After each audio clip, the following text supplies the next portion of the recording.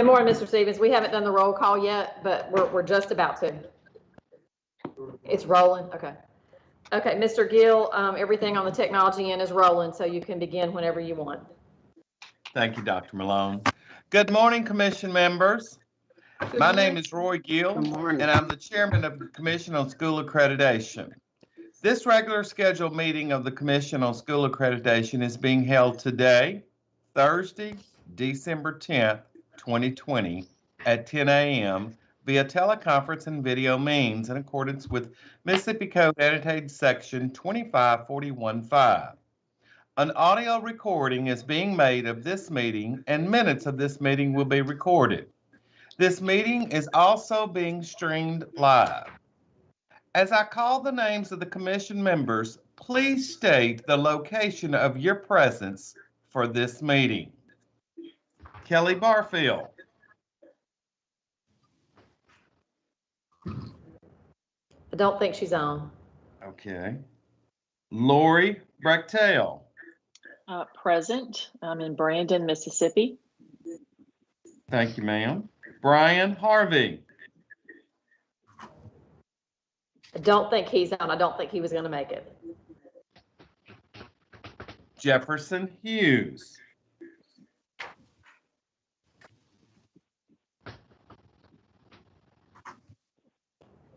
He's on. Mr. Hughes, if you're muted, can you unmute and let us know where you are?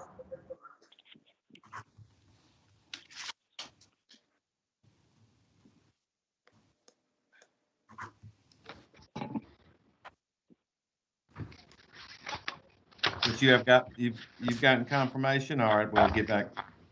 We'll have to just circle back around to him because I can see where he's on, but I can't hear him. Okay. Candace James. Present, Brandon, Mississippi. Thank you, Ms. James. Pamela Manners.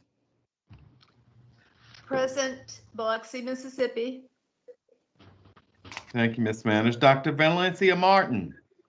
Present, Greenwood, Mississippi. Thank you, Dr. Martin. Aisha Maxwell. Present, Olive Branch, Mississippi. Thank you, Ms. Maxwell. John Mistelis. Happy December from Oxford, Mississippi. Thank you, John. Anthony Montgomery. He's trying to get logged in, but he's not on yet, but he said he's trying to get in. All right, Mr. Harvey is sending a chat saying that he's in. Mr. Harvey, can you tell us where you're calling in from?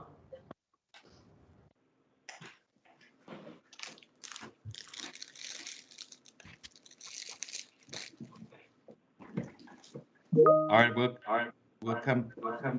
He says he's in Oxford. Okay, so Mr. Harvey is present. Okay, Brett Robinson. Present, Clinton, Mississippi. Thank you, Mr. Robinson. Brad Stevens. Present, in Amory, Mississippi. Thank you, Mr. Stevens. Jan Vaughn. Present, Greenville, Mississippi. Thank you, Ms. Vaughn. Ingrid Williams. Present, Clinton, Mississippi. Thank you, Ms. Williams. Did Jefferson Hughes ever get his audio? Present, Collins, Mississippi. Thank you, Mr. Hughes. How about Anthony Montgomery?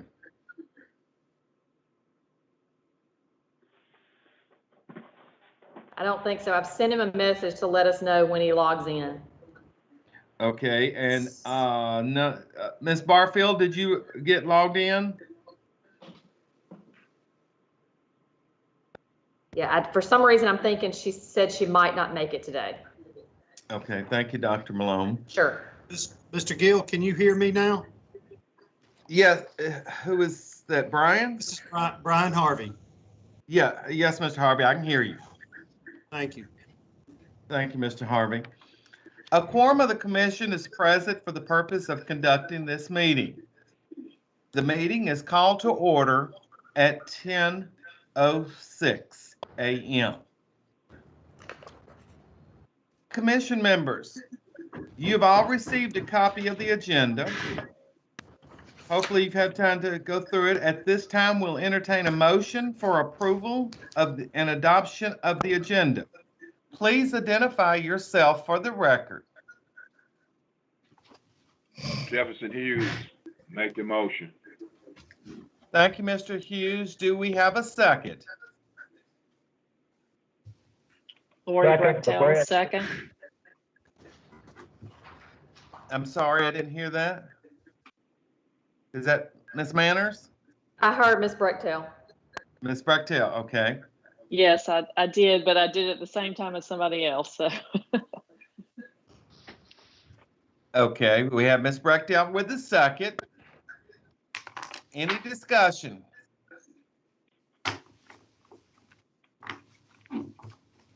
All right, all in favor for the motion of adopting the agenda, say aye. Aye. Any opposed? The motion carries. Mr. Gill, before you go on, I see where Ms. Barfield is on. Ms. Barfield, if you'll tell us where you are located.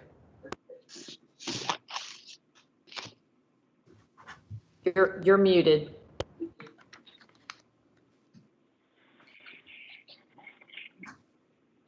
Ms. Barfield, you're muted. We can see you though.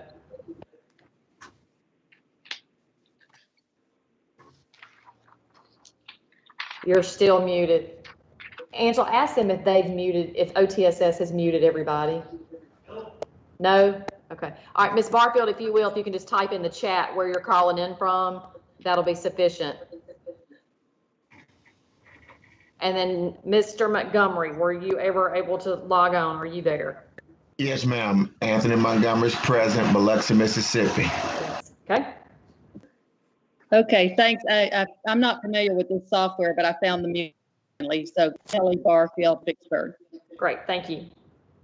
All right, thank you, Ms. Barfield, Mr. Montgomery. So we're good now. Correct, Dr. Malone? Yes, Mr. Gill, did you say where you were calling in from? Is it Gulfport? Gulfport, Mississippi. Yes, Got ma'am. it. Okay. All right, moving on down to item number 3. We have the minutes from our October 1st meeting.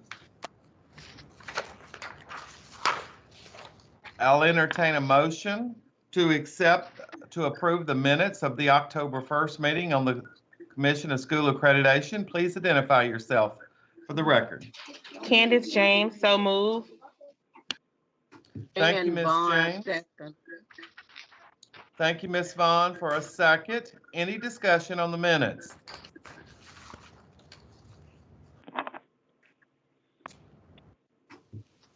If no discussion, I'll call for a vote. All in favor, say aye. Aye. Aye. Any opposed? The motion carries. Down to the next item, we have the approval of the minutes of the December 3rd meeting for the Commission on School Accreditation. I will entertain a motion. Please identify yourself for the record. Kelly Barfield, so move. Thank you, Ms. Barfield. Do I have a second? Anthony Montgomery, second. I heard Mr. Montgomery next with the second. Thank you, sir. Any discussion on the minutes? No discussion. I'll call for a vote. All in favor, say aye. Aye. Any opposed? The motion carries on the approval of the minutes. Thank you. Next, we have item number 5, which is our annual district's accreditation status for the school year 2021 and the district's deficiencies in accordance with accreditation policy 2.0, 2.1, 2.2, and 2.3 of the Mississippi Public Accountability Standards 2020. On this one, we will need to separate a couple of districts. So as we go through, I will break this up into 3 different sections because we have 2 districts, Greenville and West Jasper, that we will have to pull out and of the interest to protect the interest of the commission members who serve on the local boards of their school districts. So we'll break that up, and that will be Greenville, Ms. Vaughn, and West Jasper, Mr. Hughes. So we'll have 3 different motions on these. So the first one I would like to call for at this time, I will entertain a motion to approve the district's accreditation status for 2020-2021 for all districts except for Greenville and West Jasper. Please identify yourself for the record. Pamela Manners, so moved. Thank you, Ms. Manners. Do I have a Brian second? Harvey, second. Thank you, Brian Mr. Harvey, for the second. Any discussion?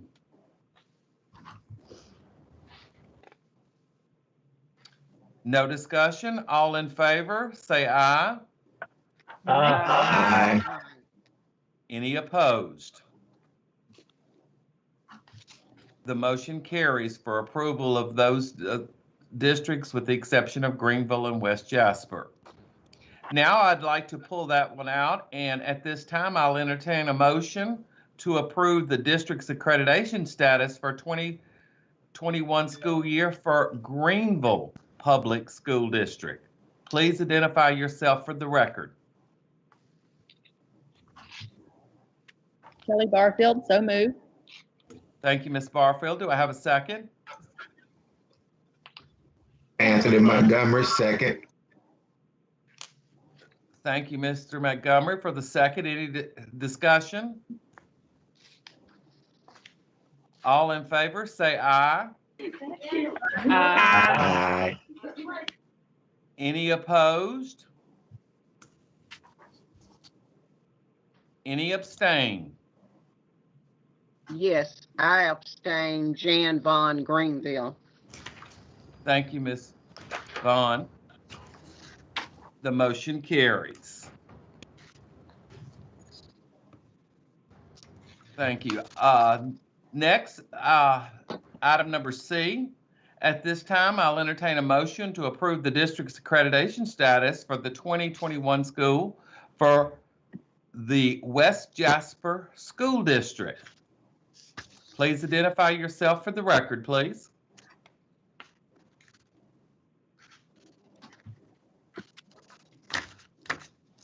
Kelly Anthony. Manners, so moved. Thank you, Ms. Manners. Do I have a second? Lori Brechtel, second. Thank you, Ms. Brechtel. Any discussion? All in favor, say aye. Aye. Aye. Any opposed? Aye. Any abstained? All right, who is the opposed?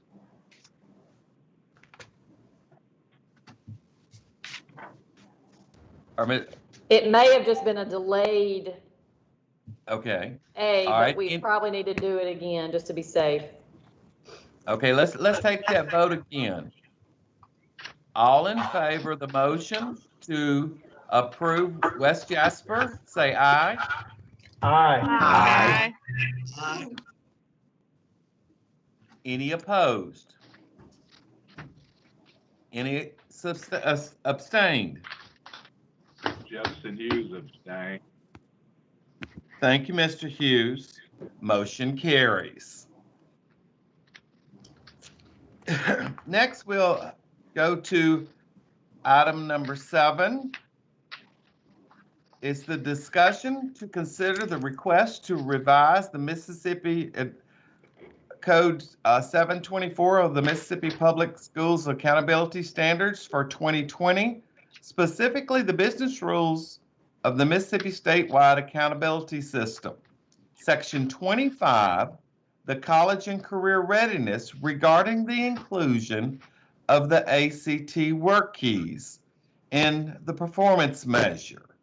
At this time, I would ask Mr. Burrow, the Director of School and District Performance, to take over at this time.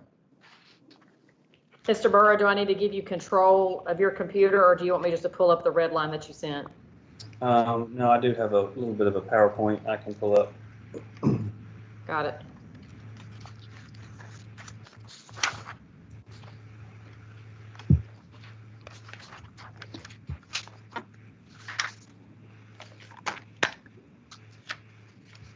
Okay, so can we see the PowerPoint? Yes, I can. Yes. All right, well, thank y'all. As you know, that we work daily to achieve the vision and the mission of the State Department of Education. And this item that we're discussing today will touch on several of our strategic plan goals, as does many items in accountability, as you may be aware of. And today we're specifically talking about the college and career readiness indicator in the Mississippi Statewide Accountability System. And so I'm just going to give a little bit of a background. I know we do have some new commission members, so just to make sure everybody is on the same page, what we're talking about today and how it impacts accountability in Mississippi. So these are the indicators that we use for high schools and districts. Elementary schools have a shorter list of indicators, but these do apply for high schools and districts. And today we're looking specifically at college and career readiness, which is shaded in the gray here. So these components currently look at performance on the ACT in math and reading, math or reading and English performance. And just to show a further breakdown, this breaks down the component into two measures for performance on college and career readiness. So we're looking at whether or not a student achieves the ACT established benchmark on math, and then separately on English or reading. All students that are included in the senior snapshot, which is a group of seniors who have met minimum enrollment requirements for the school or district, are included. And we look at whether or not the student has met these benchmarks, and there's a half a point for meeting the benchmark on math and a half a point for meeting the benchmark on English or reading. So a student can count a full point or half a point or 0 points depending on their achievement on ACT. This gets aggregated up at the school and district level for a total possible maximum point accrual of 50 points in the model. So stepping back a little bit on how this got into discussion today, the Accountability Task Force was charged with looking at the inclusion of ACT work keys in the accountability system due to some requests, stakeholder requests that came into MDE from different levels. So as you will notice, the ATF, the Accountability Task Force, has been looking at this for quite a while, as March has been a while back. And many options were considered in regards to how we could incorporate ACT work keys into the accountability system, including looking at, and I'll just get back to this slide real quick, incorporating work keys into the acceleration component or college and career readiness component of the model. Many different options, including diploma endorsements, were looked at along the way. And the MDE worked with, in fact, contracted with ACT to get information specifically on Mississippi students. And we looked at graduation, students that graduated in 2019 and matched them to a ACT work keys NCRC certificate, and I'll talk about what an NCRC is shortly. So we were able to get a sample of the population to kind of give us an indicator of what the comparison is to the standard ACT assessment that most everyone is familiar with versus the ACT Work Keys assessment. So talking about the National Career Readiness Certificate, students that take Work Keys, there's 3 assessments that students take in Work Keys that culminate in the, or can culminate in the award of a National Career Readiness Certificate. ACT says that these certificates can be useful for a student that's entering into the workforce if the hiring company recognizes the NCRC. If a student scores at a certain level on all 3 of the Work Keys assessments, in this case, if they score level 3 on all 3 of the Work Keys assessments, they get a bronze certificate. If they score level 4 on all 3 assessments, they get silver. Level 5 is gold. Level 6 is platinum or higher. There's now a level 7 on ACT Work Keys. So that's how that certificate is awarded. This is a slide directly from ACT and just talks about these 3 assessments that are included as part of that certificate. So there's applied math, workplace documents, and graphic literacy are the 3 assessments, Work Keys assessments. And then here you can see at the different skill levels, what ACT predicts to be the ability of that student at that level to qualify for various jobs in vocational capacities, other fields that the ACT has surveyed. So level 3 would be bronze, 4 silver, 5 gold, 6 and 7 would be platinum. So as I mentioned, we had contracted with the ACT to get information specifically on Mississippi students, although ACT does produce aggregated data for their Work Keys program. We wanted to look specifically at Mississippi students. And this sample population gave us these outcomes. So to explain these 3 graphs that you're looking at, what is the average score on in the ACT English component that a student would score if they received a gold on the ACT Work Keys. So here in ACT English, we can see that a student that in Mississippi, an average score for a student who scored gold on the NCRC certificate would have a English ACT component score of 22.11. And then our line here are our ACT established benchmarks. So for ACT English, the benchmark is an 18. Now looking at ACT Reading, a student who scored, for example, a student who achieved a silver NCRC certificate had an average ACT Reading score of 19.39. The benchmark for reading is 22. And the same logic here in math. The benchmark is 22, and you can see how the students scoring or achieving the different levels in the NCRC have an average ACT score. So in general, you can see in this graph that a student who scores or achieves a silver level in CRC would typically not meet the ACT benchmark on ACT in math or reading, but would slightly achieve the overachieve the benchmark in ACT English. And what we were trying to do is to establish some comparability to the ACT assessment, realizing though, of course, that the ACT does not assess the same content as the ACT Work Keys. Another thing that we looked at was how does a student who achieves different levels on the NCRC compared to our current measure of performance in the College and Career Readiness Indicator. As I mentioned earlier, a student can achieve 0 points, a half a point, or 1 point on the College and Career Readiness Indicator, whether or not, based on whether or not they achieved the benchmarks on the ACT. So looking at this table, we can see that students that scored a bronze, silver, gold, platinum on the NCRC and and how did they score relatively on the College Career Readiness Indicator in Mississippi. So our current measure, if you will recall, is based strictly on ACT benchmark. This would be a group of students that did not meet the ACT benchmark on any of the 3 components, English, reading, or math.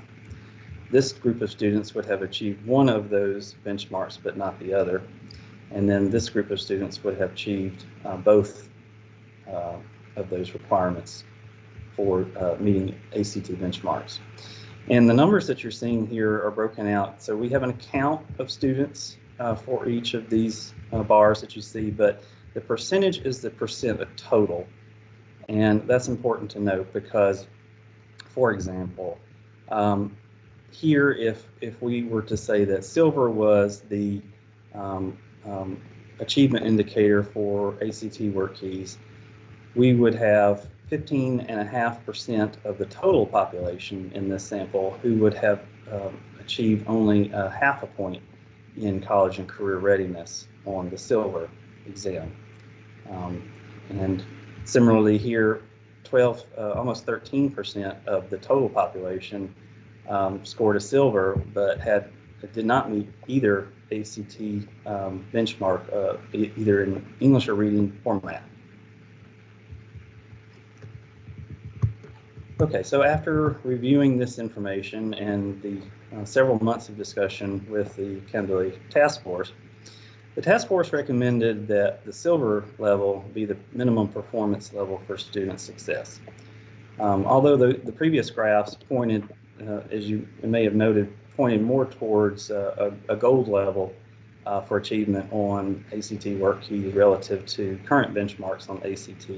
The task force felt like that the silver level should be the minimum performance level for students, citing that industries in their area generally only require a silver level on work keys rather than gold or platinum. Based on the feedback from the ATF, which was also included the fact that the ATF felt that work keys should be included in the college and career readiness component, which is why we're talking about that today. But based on the feedback from the task force and in discussion with multiple program offices within the agency, particularly secondary education, and working in consultation with the Center for Assessment and the Technical Advisory Committee, a proposal was presented that would keep the recommendation from the task force to use silver for the ACT work keys, but also add that there be a necessary completion of an industry certification or pathway in order to receive comparable credit to ACT performance on the college and career readiness. And there were a few reasons for that. One, as we saw from the data, silver does not align to our current measures of performance on ACT that are included in the college and career readiness, so that just using silver on work keys would lower the bar essentially in this component of the accountability system. But also there's concern, and there was concern among from the Center of Assessment and our Technical Advisory Committee that using silver on work keys alone does not necessarily provide a valid and reliable measure of career readiness, and that using some additional indicators such as industry certification pathway, industry certification or career pathway would provide stronger evidence of post-secondary readiness. The other concern was that if we simply required ACT work keys silver level and use that in lieu of current performance measures on ACT, that there may be some improper utilization of work keys in order to simply achieve accountability points in the model, because it would be, as I mentioned earlier, an easier path for getting those points than the current measure, which is meeting the benchmarks on ACT in English or reading and math. So the recommendation from the department is that we use ACT Silver in conjunction with that of an industry certification or career pathway in order to have an equivalent measure of performance on the CCR component.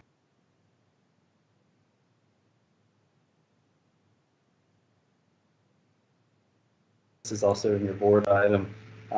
Did not accept that recommendation, but rather wanted to use the WorkKeys silver level achievement on the NCRC as a sole measure of successful performance in college and career readiness. So are there any questions?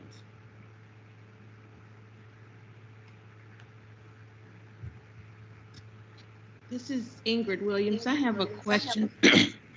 Can you give us an example of which industries are requested that we make this change? Well, we also have some staff from secondary education that may have some additional information on that side of things. I'll see if they have anything to provide. But specifically from my office, I'm not aware of a specific industry that requested the inclusion of ACT WorkKeys.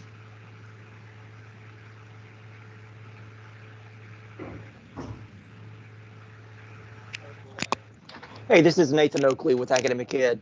I know that as we worked on our Perkins plan development about 2 years ago now, we did hear some feedback from the stakeholder groups regarding an interest in additional focus on WorkKeys, but I've not seen anything in writing from any particular industry that has said this is something that we want specific for our business.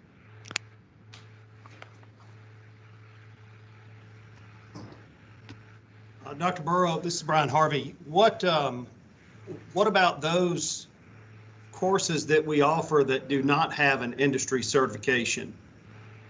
How would they would fall under the ACT requirements? So this proposal would specifically require that there be that the student achieve an industry certification or a career pathway in order to receive credit for a WorkKeys silver level NCRC alone. So if a student, with the proposal that we're putting forward, that the agency is backing, is that that would have the ACT WorkKeys silver level would not stand alone as a measure of college and career readiness. That there would need to be some additional measure.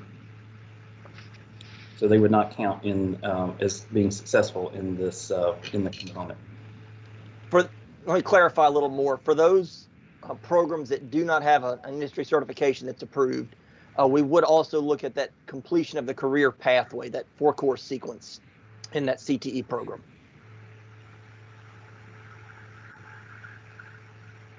Hey, this is Brett Robinson from Clinton.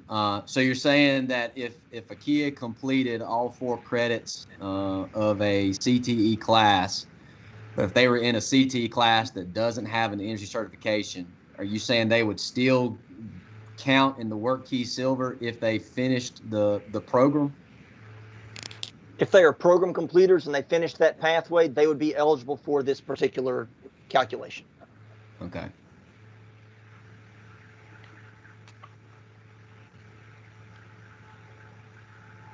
It's Brett again from Clinton. Do we have, how many of those CTE programs that we offer statewide, how many of those have an industry certification?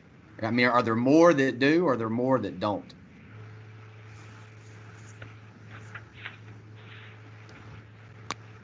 Wendy, I'll defer to you. Do you happen to have the current numbers on that?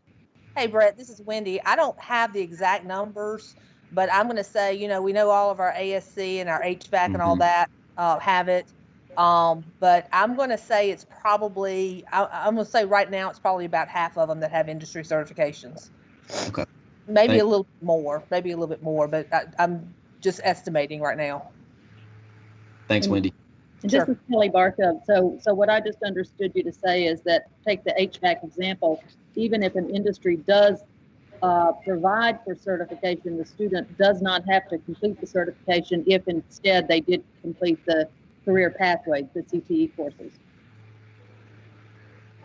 In other words, they don't have to take the certification exam to be eligible for the work keys component, as long as they complete the coursework. Is that what I understood?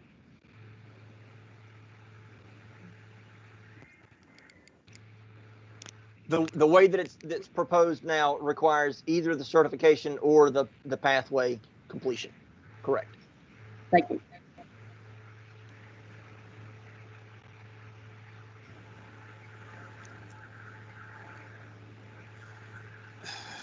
So I'm struggling with understanding, is this proposal here to help students, or is it here to keep school districts honest?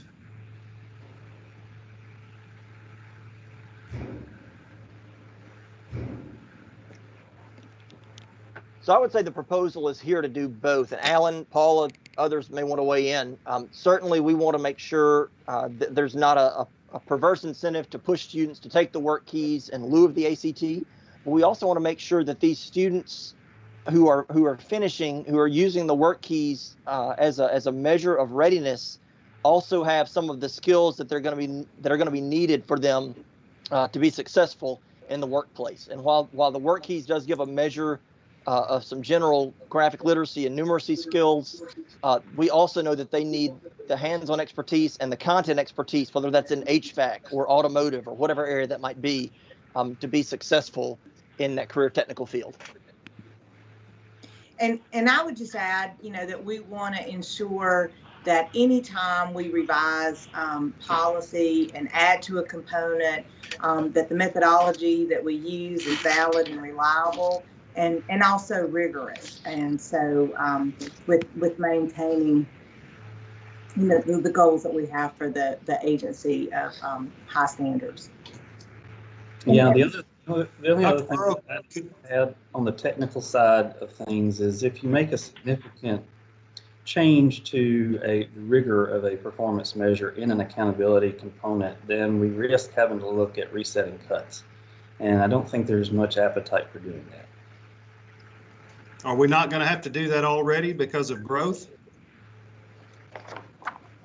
Or back to Alan's point, it could also be the reverse. If we add something that's less rigorous, that's very advantageous, that could force us to likely have to reset the cut. So that's been a lot of the conversation around just using the silver level alone, was that would, the technical advisors, state that would very likely lead to the need to reset the cuts, but that if we pair it with either or the industry certification or the completion of the pathway, that would maintain the current rigor that we have of that component with the ACT benchmarks.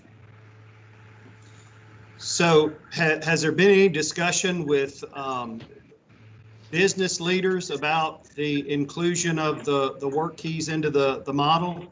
What do they say about the reliability and validity of the work keys? So I think that's Dr. Oakley or Wendy, would you like to address that, since those are the stakeholders that you engage with? Sure, I can speak to that. From the roundtables that we had across the state, there were several industry reps that look at the work keys and place value in it. And there are others that are more interested in the technical skills or maybe some other identification process they've got with apprenticeships or other solutions at the industry level or a particular business setting. I think there are regions of the state as well that are putting more focus on this, where there are counties that are trying to become ACT work-ready communities or work-ready counties. But that's really an industry-specific or even a business-specific kind of question.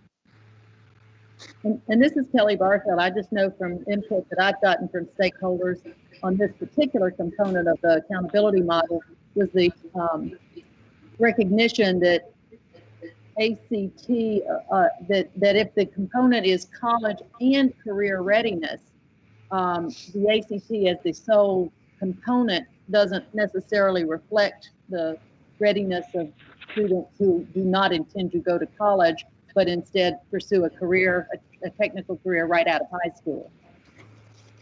And so I know there were a number here in our school district interested in the expansion of, an alternative to ACT as part of the metric. This is Jan Vaughn Dr. in Burrow, could you Greenville. go I up? wanted to make a comment. Go ahead, Ms. Vaughn.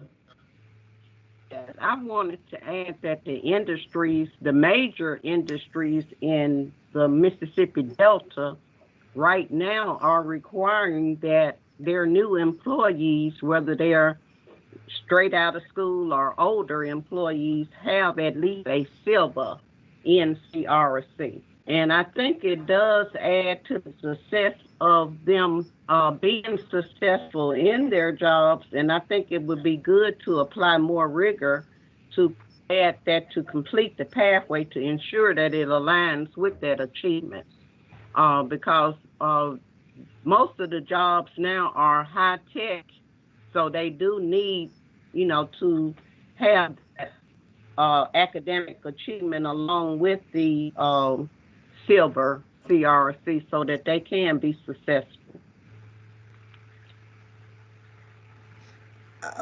And if I could just go back, I don't think, and we may have, that we really addressed all of Mr. Harvey's questions about resetting the cuts this year. So we currently do not know exactly what accountability will look like for this current school year.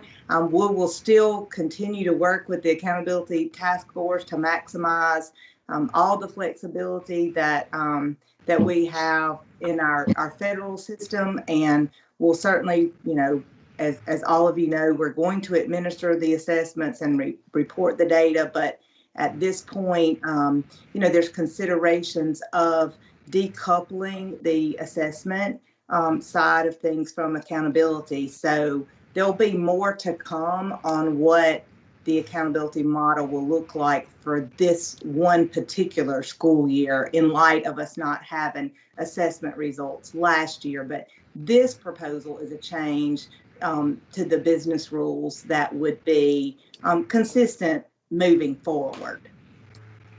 Well, I would just add that the accountability model is going to be impacted for this year plus 2 more because of banked scores. Right. So we understand. And that's with Dr. Burrow, could you go back up to 2 slides to slide 10, please? Sure. Let me get this back where I can share.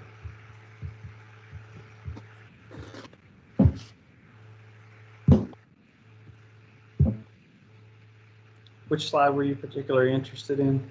I think it was slide 10. Okay. Yeah. So in that, if I'm looking at this correctly, our students in English, the silver level, meet the benchmark on the silver level students, the students who score silver meet the benchmark in English, but they don't meet the benchmark in reading or math. Right, on average, yeah. On the average. We know literacy is an issue. I would say that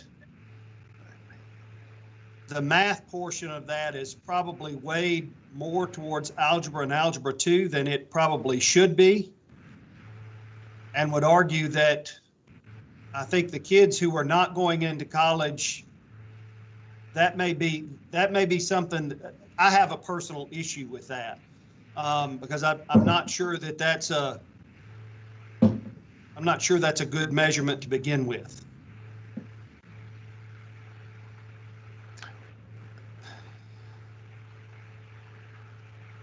Is anybody on the call taken the work keys? And I'll be the first to say I have not, but has anybody taken the work keys? Did anybody on the accountability task force or the technical advisory committee actually take the work keys? I haven't, Dr. Brian.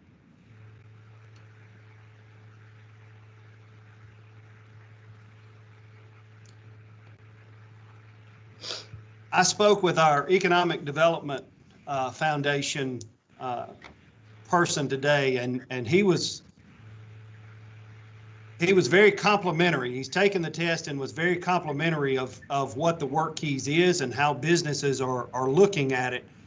And I think, and I understand, I just think we're getting confused at maybe measuring what's good for kids and what's good for schools and districts and the Department of Education. And that's not a great place to be in.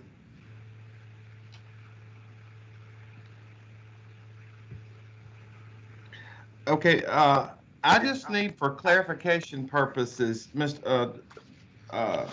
Burrows, the recommendation we have two different recommendations, one from the the Accountability Task Force and one from the department. Or what are you proposing? The one from the department that states that you have to have the silver and the completion of a pathway or industry certification, or the one from the task force? Are you presenting both and asking us to make a decision? I'm not presenting both. The recommendation is that ACT Work Key Silver, NCRC level plus a industry certification or pathway be used. The department feels strongly that using the silver on the work keys alone is not sufficient in measuring a comparable measure of career readiness to the existing measure of readiness in the model. And that has been confirmed by the Technical Advisory Committee as well as the Center for Assessment. Okay, thank you. All right, any other discussion or any other questions from any of the commission members? So basically then we're ensuring that the only students who take the work keys would be those who are enrolled in a career and technical education course.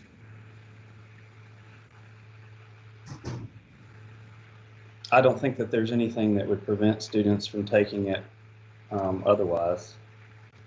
But to include it in this component of the business roles, that we're looking at those students that are in one of those career and technical education programs that are looking to go into an industry or a field, that if they complete the program and score silver level, that they would be included in that 50-point component of the model, is my best understanding.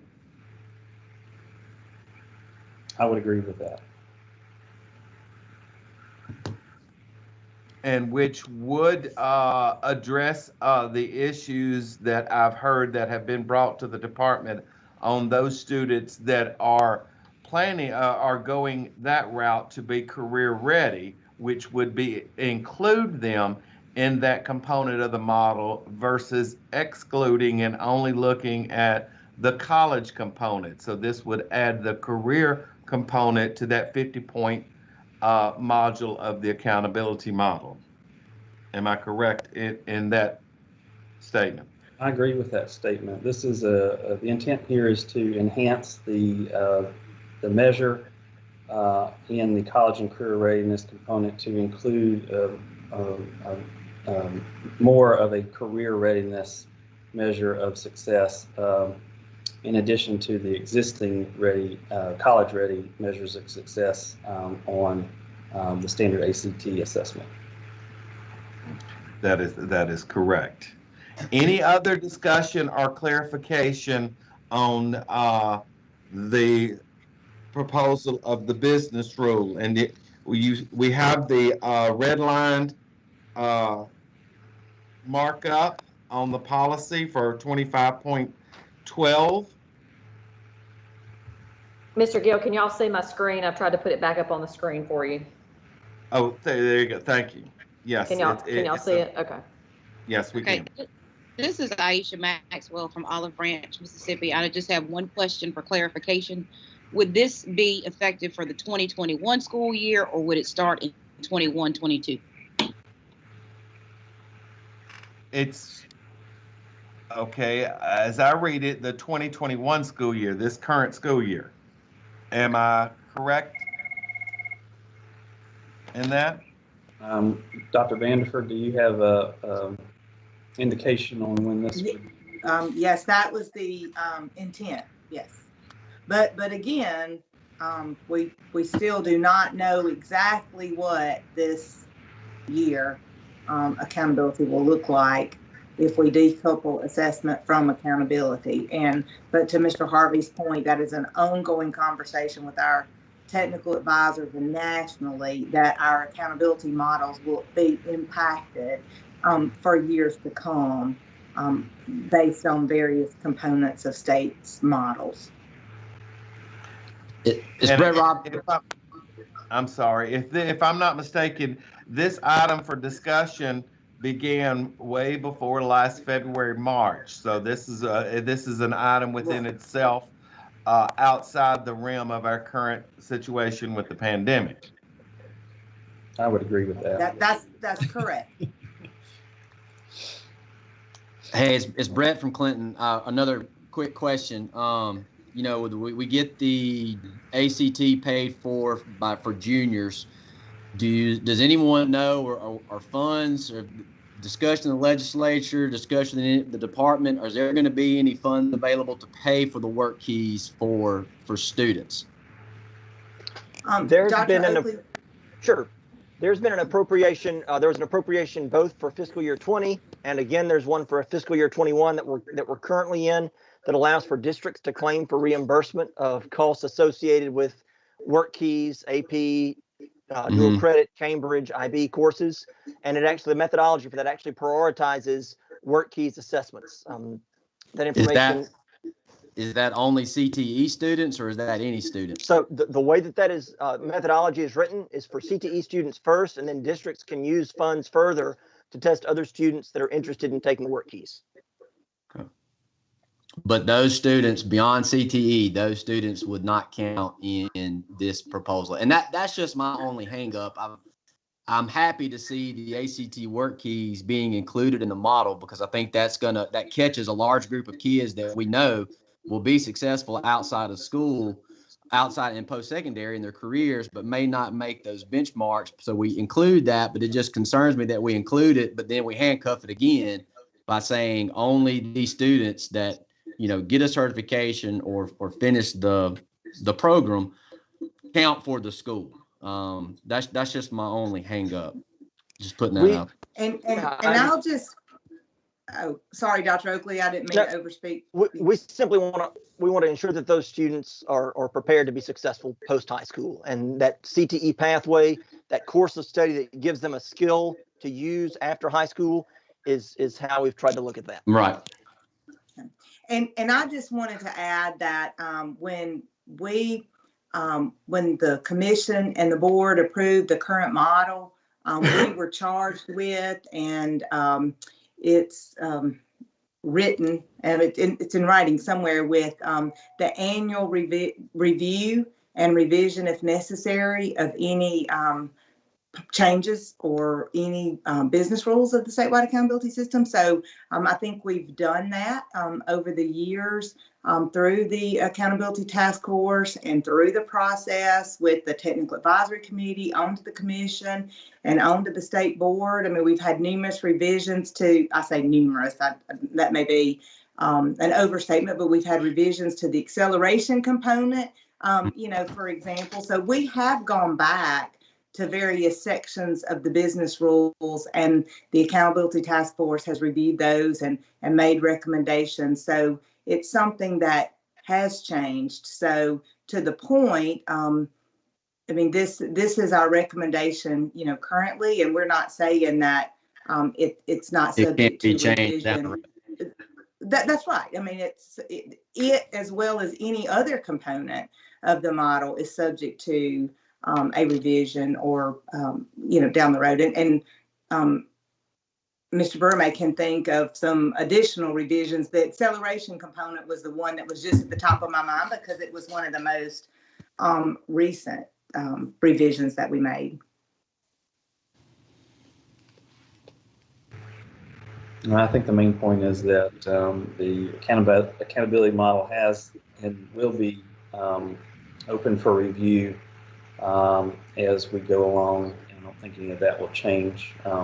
Certainly right now we're in a challenging position with the disruptions because of the pandemic, and I think that's really what's in everybody's forefront of their thoughts on accountability. But as Mr. Gill mentioned, this particular item has been in the works for a long time prior to the pandemic.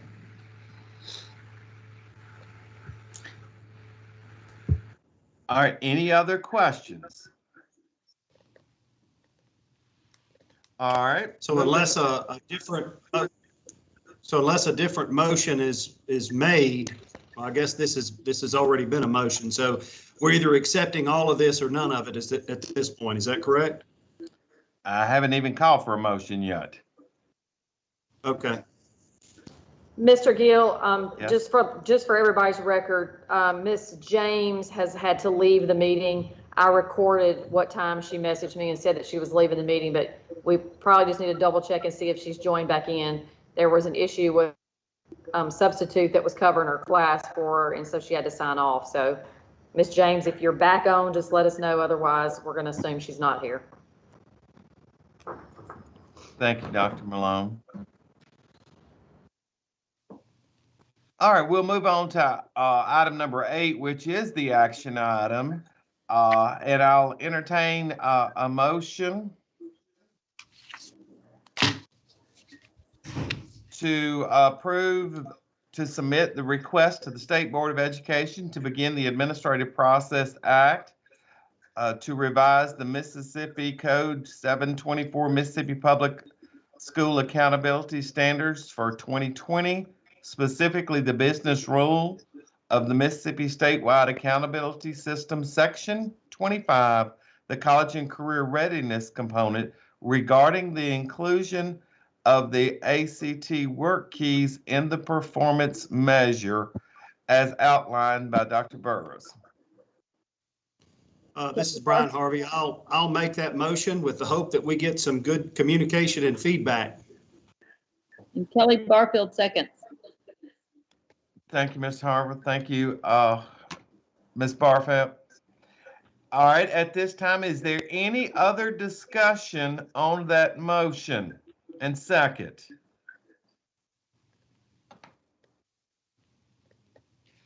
Any other questions?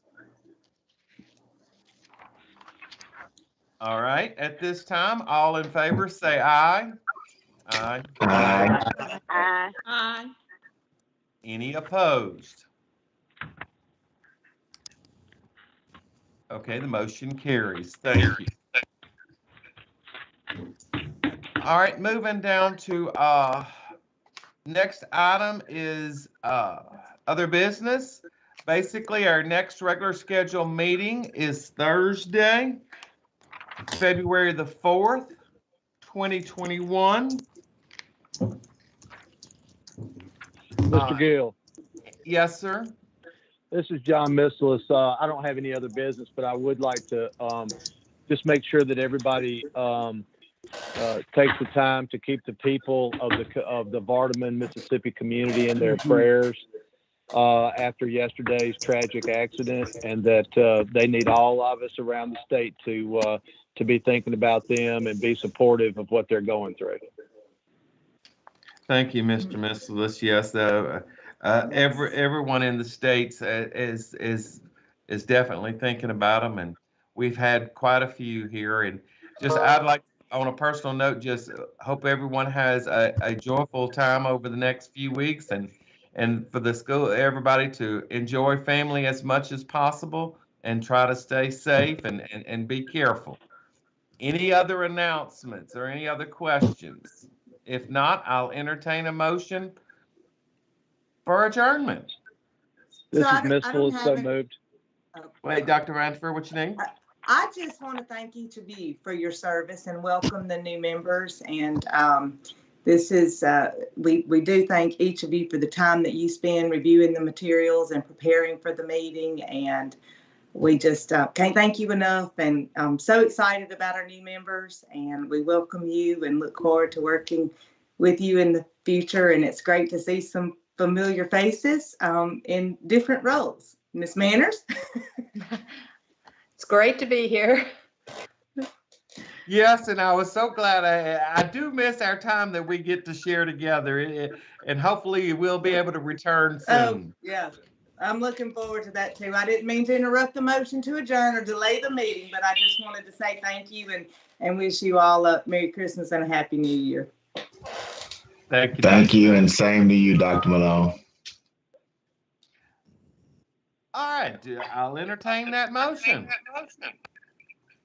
So moved. Anthony Montgomery, so moved.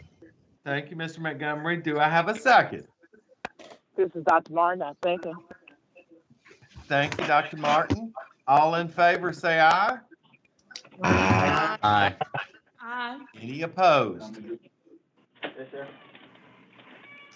Okay, we stand adjourned at 11:02 a.m. Y'all have a great one. Thank you. Thank you. Thank you. Thank you. Thank you.